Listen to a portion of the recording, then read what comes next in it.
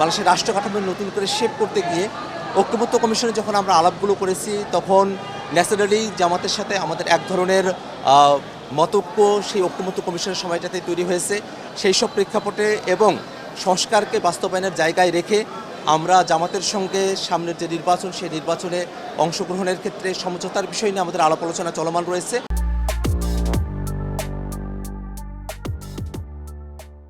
আওয়ামী ফেসিবাদের আমলে বাংলাদেশের অসংখ্য মানুষের বিরুদ্ধে মিথ্যা মামলা দেওয়া হয়েছে, হয়রানিমূলক মামলা দেওয়া হয়েছে, মানুষকে বিনা কারণে গ্রেফতার করা হয়েছে, জেলে পচিয়ে মানুষকে মারা হয়েছে, এমন অসংখ্য ধরনের নিপীড়নমূলক অত্যাচার এবং নির্যাতনমূলক ঘটনার কথা আমরা সকলে জানি।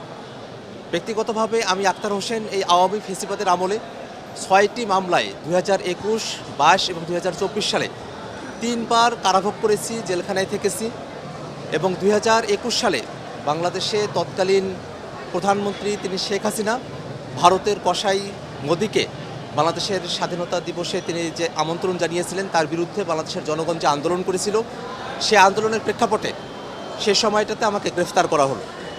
সেদিন রমজান মাসের আগের সন্ধ্যা আমি ঢাকা বিশ্ববিদ্যালয়ে ক্যাম্পাসে দুস্থদের মাঝে ত্রাণ সামগ্রী এবং রমজানের সামগ্রী বিতরণ করছিলাম। সেই সময়টাতে পুলিশ আমাকে গ্রেফতার করে নিয়ে যায়, শাহবাগ থানায় নিয়ে গিয়ে আমাকে চোখ বেঁধে ডিবি অফিসে নিয়ে গিয়ে নির্যাতন করা হয়। পরবর্তীতে আমি সে মামলাগুলোতে জামিন পেয়েছিলাম। সে সময়টাতে এই মোদি বিরোধী আন্দোলনের প্রেক্ষিতে আমার নামে 2টা মামলা হয়। সেখান থেকে পরবর্তীতে বিস্ফোরক দ্রব্য আইনে আরও একটি মামলা উদ্ভূত হয়। এই 3টি মামলার মধ্যে একটা মামলায় গত 11 সেপ্টেম্বরে আমি খালাস পেয়েছি এবং আজকে 2টি মামলায় কোর্ট পরিবর্তন হওয়ায় আমরা কোর্টে এসেছিলাম এবং কোর্টে আত্মসমর্পণ করে আমরা জামিন প্রার্থনা করেছি এবং মহামান্য আদালত আজকে আমাদেরকে জামিন মঞ্জুর করেছেন। এর পরবর্তীতেও 2022 সালে আবরার ফাহাদের স্মরণসভার ঘটনায় ঢাকা বিশ্ববিদ্যালয়ের রাজভাস্কর্যে ছাত্রলীগ আমাদের উপর নির্যাতন করে এবং ঢাকা মেডিকেলে চিকিৎসাধীন অবস্থায় পুলিশ আমাদেরকে গ্রেফতার করে নিয়ে যায়। তখন আমার নামে 2টি মামলা হয়। সেই মামলাগুলোতে ফাইনাল রিপোর্টের মধ্য দিয়ে আমি অব্যাহতি পেয়েছি এবং সর্বশেষ 2024 সালের 17 জুলাই আবু সাইদের গায়েবানা জানাজায় অংশগ্রহণের উদ্দেশ্যে রাজভাস্কর্যে আসলে পুলিশ ঘিরে ফেলে আমাকে গ্রেফতার করে নিয়ে যায় এবং 5 আগস্টের পরে হাসিনা সরকারের পতন হলে আমি কারাগার থেকে মুক্তি লাভ করি এবং সেই মামলাতেও আমি এফটিআরের মাধ্যমে সেখান থেকে অব্যাহতি পেয়েছি। মোটা দাগে বাংলাদেশের মানুষেরা বিগত আওয়ামী ফেসিবাদের সময়টাতে অসংখ্য ভুয়া মামলা, অসংখ্য নিপীড়নমূলক মামলা, অসংখ্য জালিয়াতি মামলা, এই মামলাগুলো বাংলাদেশের বিরোধী রাজনীতির সঙ্গে যারা যুক্ত ছিলেন, যারা সাধারণ মানুষ ছিলেন তাদের ব্যাপারে এই মামলাগুলো করা হয়েছে। এখনও পর্যন্ত এই অন্তর্বর্তীকালীন সরকারের প্রায় 1.5 বছর সময়সীমার মধ্যেও এখনও যে ফেসিবাদের আমলের মামলাগুলোকে নিষ্পত্তি করা হলো না, এখনও যে অনেক মানুষকেই সেই ফেসিবাদের সময়টাতে যেমন করে কোর্টে হাজিরা দিতে হতো এখনও তেমন করে হাজিরা দিতে হচ্ছে। এই ঘটনা আমাদেরকে চরমভাবে আশাহত করে এবং আমরা সরকারের দায়িত্বশীলতা নিয়ে আমরা এই জায়গাটাতে প্রশ্ন উঠাচ্ছি এবং আমরা সরকারের কাছে আহ্বান জানাই আপনাদের যতটুকু সময়কাল এখনও মেয়াদ রয়েছে একটা স্পেশাল টিম গঠন করে সরকারের তরফ থেকেই বিগত সময়ে যারা বিরোধী রাজনীতির সাথে যুক্ত ছিলেন, যারা সাধারণ মানুষ ছিলেন, যাদের নামে রাজনৈতিক হয়রানিমূলক মামলাগুলো করা হয়েছে সেই মামলাগুলোকে বাছাই করে অতি দ্রুত সরকার যেন সেই মামলাগুলোকে নিষ্পত্তি করার একটা উদ্যোগ গ্রহণ করে। আক্তার, আমরা সমসাময়িক ইস্যুতে যাই। গুঞ্জন রয়েছে আপনারা জামাতের সাথে জড়ে যাচ্ছেন এবং এই গুঞ্জনের প্রেক্ষিতে আপনাদের দলের অনেকেই ইতিমধ্যে পদত্যাগও করেছে।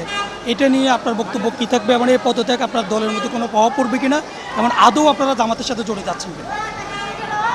সংস্কারের বিষয়টাকে প্রধান বাস্তবায়নের ইস্যু রেখে এবং আমরা বাংলাদেশকে নতুন করে গড়তে গিয়ে বাংলাদেশের রাষ্ট্র কাঠামো নতুন করে শেপ করতে গিয়ে ঐক্যমত্য কমিশনে যখন আমরা আলাপগুলো করেছি তখন ন্যাচারালি জামাতের সাথে আমাদের এক ধরনের মতৈক্য সেই ঐক্যমত্য কমিশনের সময়টাতে তৈরি হয়েছে। সেই সব প্রেক্ষাপটে এবং সংস্কারকে বাস্তবায়নের জায়গায় রেখে আমরা জামাতের সঙ্গে সামনের যে নির্বাচন সেই নির্বাচনে অংশগ্রহণের ক্ষেত্রে সমঝোতার বিষয় নিয়ে আমাদের আলাপ আলোচনা চলমান রয়েছে। এখনও পর্যন্ত সে আলাপ আলোচনা চলছে। চূড়ান্ত সিদ্ধান্ত এখনও পর্যন্ত গৃহীত হয় নাই। চূড়ান্ত সিদ্ধান্ত গৃহীত হলে পরে আমরা আপনাদেরকে বিস্তারিত জানাতে পারবো। আর যত নাগরিক পার্টি বা নাগরিক কমিটি হওয়ার সময়কালের এই সময়টাতেই অনেকেই আমাদের দলে অন্তর্ভুক্ত হয়েছেন, হয়তো অনেকে পদত্যাগও করেছেন, কিন্তু এটা একটা রাজনৈতিক দলের বিকাশের ক্ষেত্রেই পদত্যাগ বা যোগদান করা এটা খুবই স্বাভাবিক একটা ঘটনা প্রবাহ।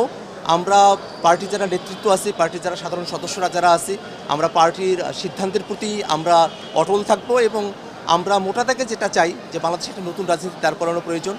আমরা যারা এই বাংলাদেশে নতুন রাজনীতিকে আমরা দাঁড় করানোর চেষ্টার মধ্যে দিয়ে সংগ্রামে অবতীর্ণ হয়েছি, আমরা সকলে ঐক্যবদ্ধ থেকে আমাদের চেষ্টাকে সফল করবো ইনশাআল্লাহ। আমাদের জাতীয় নাগরিক পার্টিতে আমরা গণতান্ত্রিক পদ্ধতিতেই এবং আমাদের যে ফোরামগুলো আছে সেই ফোরামগুলোতে আমাদের সিদ্ধান্ত গ্রহণের জন্য একটা প্রক্রিয়া রয়েছে। সেই প্রক্রিয়াতেই আমরা আমাদের সিদ্ধান্তগুলো গ্রহণ করে থাকি। আমাদের রাজনৈতিক পরিষদ রয়েছে, আমাদের নির্বাহী কমিটি রয়েছে, আমাদের জেনারেল বডি রয়েছে। সেই বডিগুলোতে আমরা আমাদের স্তরবিন্যাস রয়েছে সিদ্ধান্ত গ্রহণের জন্য গঠনতন্ত্র অনুযায়ী। সেই স্তরবিন্যাস অনুযায়ী আমরা সেই ফোরামগুলোতে কথা বলি এবং সেই ফোরামগুলোতে সংখ্যাগরিষ্ঠের মতামতের ভিত্তিতেই গণতান্ত্রিক পদ্ধতিতে আমরা যে কোনো ধরনের সিদ্ধান্ত গ্রহণ করি। জাতীয় নাগরিক পার্টি এনসিপি আমরা গণতান্ত্রিক পদ্ধতিতে যে সিদ্ধান্তগুলো গ্রহণ করার সঙ্গে অগ্রসর হয়েছি। যদি কারো কোনো ভিন্নমত থাকে সেটাকেও আমরা সম্মান জানাই এবং আমরা মনে করি যে এই ভিন্নমত এই পার্টির যে গণতন্ত্রের চর্চা, এই সমস্ত কিছুর চর্চার মধ্য দিয়ে জাতীয় নাগরিক পার্টি সামনের বাংলাদেশে নেতৃত্বের জায়গায় আসীন হবে। জাতীয় নাগরিক পার্টি গঠনের একেবারে শুরুর সময় থেকে নিয়ে এখনো পর্যন্ত অনেক সময়ই যে বিচ্ছিন্নভাবে কয়েকজন পদত্যাগ করেছেন, প্রত্যেকটা সময় এই ধরনের প্রশ্ন উত্থাপন করা হতো। আমরা যখন নাগরিক কমিটি থেকে নাগরিক পার্টিতে আমরা যখন ট্রান্সফর্ম করছিলাম সেই সময়টিতেও অনেকে পদত্যাগ করেছিলেন এবং সেই সময়টিতে এই কথাটা বলা হয়েছিল। আমরা সবসময় সবার জন্যই জাতীয় নাগরিক পার্টির যে মতাদর্শের জায়গা আছে, আমরা যে মধ্যমপন্থী জায়গা থেকে নতুন বাংলাদেশের বিনির্মাণের যে যাত্রায় আমরা সামিল রয়েছি, সেই জায়গায় আমরা সকলকে আমরা সবসময় স্বাগত জানিয়েছি।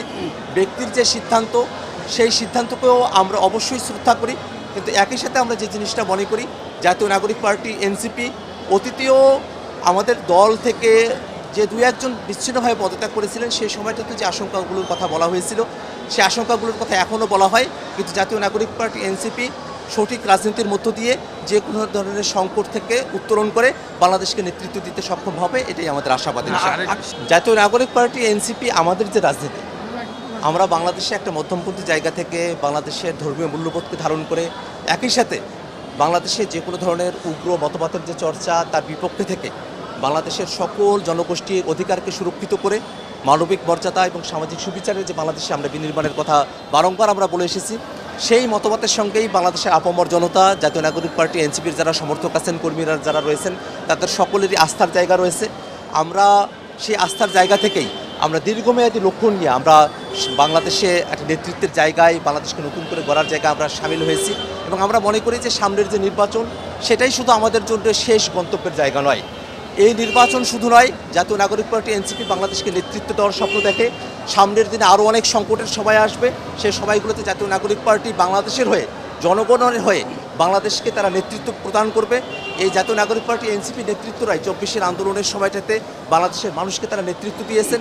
সেই নেতৃত্বের জায়গা থেকেই আমাদের মধ্যে বাংলাদেশকে নতুন করে গড়ার যে আকাঙ্ক্ষা, সেই আকাঙ্ক্ষাকে বাস্তবায়নের জন্য শুধু সামনে নির্বাচন নয়, সেই নির্বাচন পরবর্তী সময়েও জাতীয় নাগরিক পার্টি এনসিপি তার মতাদর্শের জায়গা নিয়ে, তার লক্ষ্যের জায়গা নিয়ে অটল থাকবে এবং বাংলাদেশকে নতুন করে গড়ার যে যাত্রা, সেই যাত্রায় বাংলাদেশের জনগণ জাতীয় নাগরিক পার্টি এনসিপির সঙ্গেই থাকবে, এই আশাবাদী আমরা ব্যক্ত করছি ইনশাআল্লাহ।